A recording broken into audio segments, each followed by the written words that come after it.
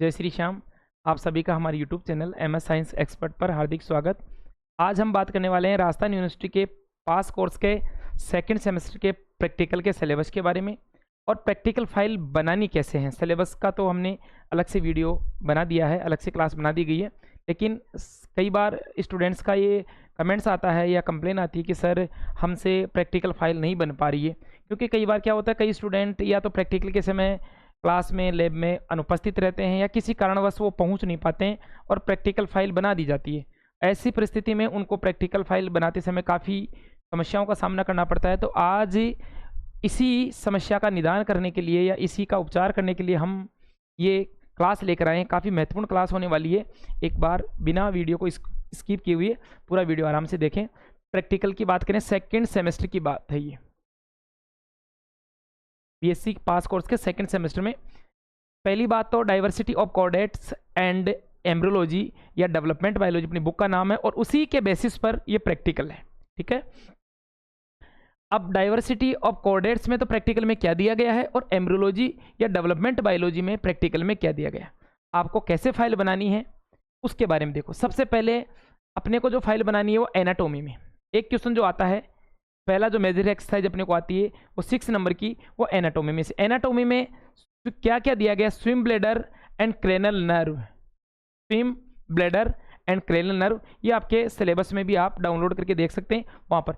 तो उस कोई भी एडेबल फिश, कोई भी आपको उपलब्ध फिश है, उसका आपको क्रेनल नर्व और उसका जो स्विम ब्लैडर है उसका एक शानदार डायग्राम बनाना व्हाइट पेज में, और जो दूसरा लाइन वाला पेज है उसमें उसके कैरेक्टर लिखने।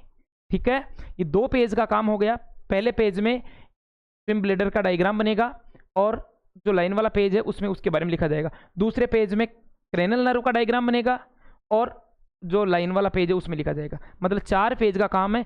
एग्जामिनर के मूड पर डिपेंड करता है कि वो स्विम ब्लैडर का दे या क्रेनल नर्व का दे। आपको यहाँ से एक मेजर एक्सरसाइज के लिए एक क्वेश्चन यहाँ से देखने को मिलेगा। 6 नंबर की एक्सरसाइज है, आराम से बन जाएगी।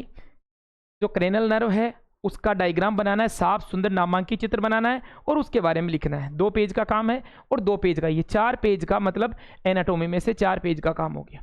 ठीक है, उसको अच्छी तरह बनाने की प्रैक्टिस भी करनी है, क्योंकि प्रैक्टिकल के दौरान आपको उसका साफ सुंदर नामांकित चित्र बनाना होता है। 6 नंबर की एक्सरसाइज है, मेजर एक्सरसाइज है, बड़ी एक्सरसाइज है, और यहाँ से यही सवाल डायरेक्ट क्रेनल नर्व का मतलब क्वेश्चन आपको देखने को मिलेगा। ओके, दूसरा आगे हम कैसे बनाएंगे स्लाइड्स।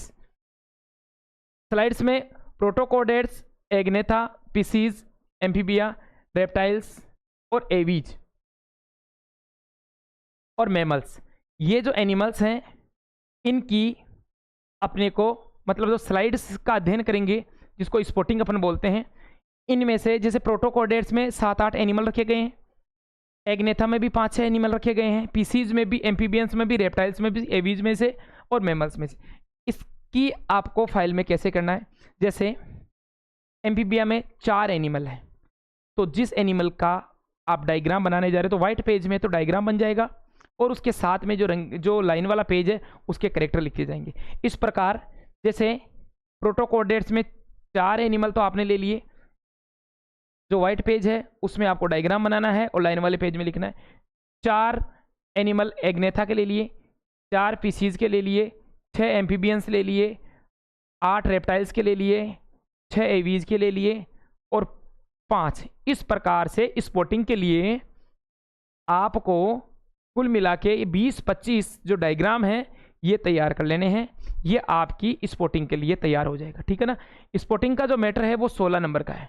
8 स्पॉट मिलेंगे बेटा और प्रत्येक स्पॉट 2 नंबर का, तो 8 दूनी 16 नंबर का मैटर ये तैयार करना है। ठीक है, पहले क्वेश्चन में आपको स्विम ब्लैडर का या क्रेनल नर्व का डायग्राम बनाकर उसके बारे में लिखना है। दूसरे में जो आपने फर्स्ट सेमेस्टर में फाइल बनाई, वैसे ही इनके जो एनिमल है उन एनिमल्स का, जैसे पीसीज में 2 हैं, 4 हैं, 8 हैं, 10 हैं, आपके जो सिलेबस में है उनमें से आप 2-2, 5-5, 6-6 एनिमल्स जो हैं उनका आपको डायग्राम बनाना है और उसके बारे में लिखना, करेक्टर लिखने उनके।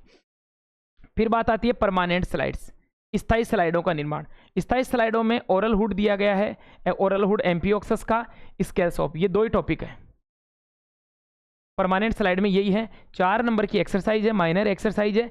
इसमें आपको ओरल हुड बनाना है और उसके बारे में लिखना है, स्केल्स ऑफ फिशेस बनाना है, उसके बारे में आपको लिखना है। ओके, फिर बात आती है डेवलपमेंट बायोलॉजी की, क्योंकि अपनी जो ये प्रैक्टिकल की जो रणनीति है, जो कार्य योजना है, वो एनाटोमी 1.1 एक्सरसाइज हो गई, स्पोर्टिंग दूसरी एक्सरसाइज हो गई, तीसरी एक्सरसाइज परमानेंट स्लाइड हो गई, चौथी एक्सरसाइज हो गई डेवलपमेंट बायोलॉजी। तो डेवलपमेंट बायोलॉजी के लिए एक तो फ्रॉग रखा गया है, चिक एम्ब्रियो रखा गया, एक्स्ट्रा एम्ब्रियोनिक।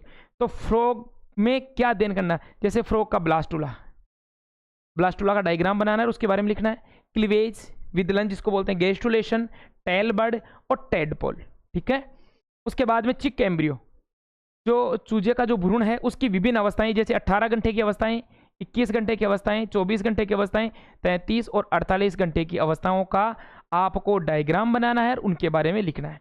इस प्रकार से जैसे 2 पेज इसके हो गए, 2 पेज इसके हो गए 4, और 20 या 22 पेज हो जाएंगे अपने स्लाइड्स के हो जाएंगे, और ब्लास्टुला के, क्लीवेज के, गेस्टुलेशन के 10-12 पेज इनके हो जाएंगे, और एक्स्ट्रा एम्ब्रियोनिक मेम्ब्रेन जो अतिरिक्त भ्रूणीय झिल्लियाँ होती है 2 पेज इनके हो गए। इस प्रकार से डेवलपमेंट बायोलॉजी के चलते चलते 40 या 45 पेज की फाइल अपने पास तैयार हो जाएगी। इसके बाद में 7वां जो अपना पॉइंट है वो एजुकेशनल टूर।